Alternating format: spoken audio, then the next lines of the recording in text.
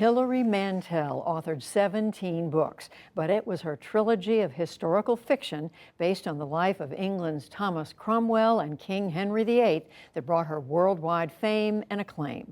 Mantel died yesterday at age 70 of a stroke at a hospital near her home in Exeter, England.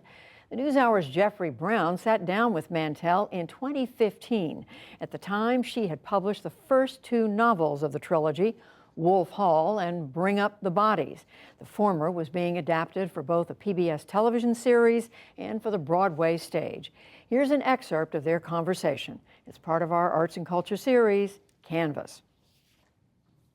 Hilary Mantel and her historic characters are seemingly everywhere. The ever-expanding Henry VIII, yes. With his 6 Literally. wives. No one else has a ruler with 6 wives who cuts the heads off 2 of them. So you're off to a flying start there. Mantel's novels Wolf Hall and its sequel Bring Up the Bodies have been an international sensation, with more than 4 million books sold in 37 languages. She won the prestigious Man Booker Prize twice, a first for a woman. We meet up with our fellow guildsmen. It's a familiar story in many ways, the momentous reign in the 1500s of the Tudor King Henry, played on television by Damian Lewis.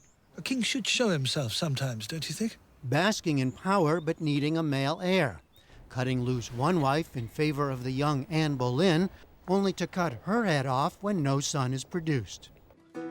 But Hilary Mantel has told the story in a new way, giving the lead role to Thomas Cromwell, played by Mark Rylance. What did you just do? I hit Mark Smeaton, only with one finger. Cromwell has long been cast as the heavy, a shadowy, cruel schemer, especially as compared to his great rival, Thomas More. Mantel's Cromwell is certainly clever and scheming, but he's also charming and urbane. Thomas Cromwell, son of a blacksmith, who rose to be the king's right-hand man and eventually Earl of Essex. My question is simple. How do you do that?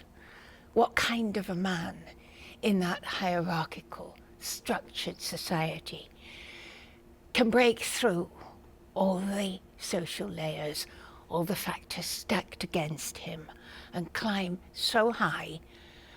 And what is the price?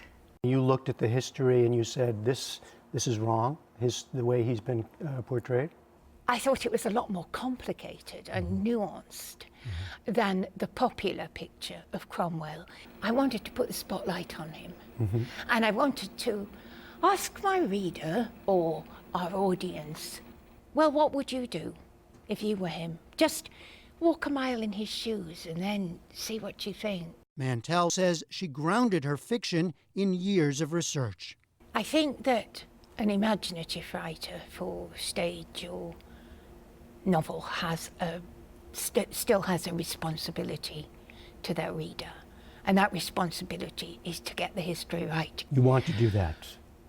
Absolutely. That's the absolute foundation of what I do.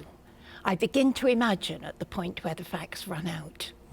But like a historian, I'm working on the great marshy ground of interpretation. Which historians do, but also you're saying novelists. Exactly. We all share the same sources, we share the same facts. The question is, where do we stand to view them? I sometimes think back, though, to the day when I began, because it's very vivid in my mind, writing the first paragraph and having that feeling by the time I was halfway down the first page, this is the best thing you've ever done. I was walking around with a big grin. Do you want to see my first page? From that first page to the very last one, Hilary Mantel completed her famed trilogy in 2020 with the novel The Mirror and the Light.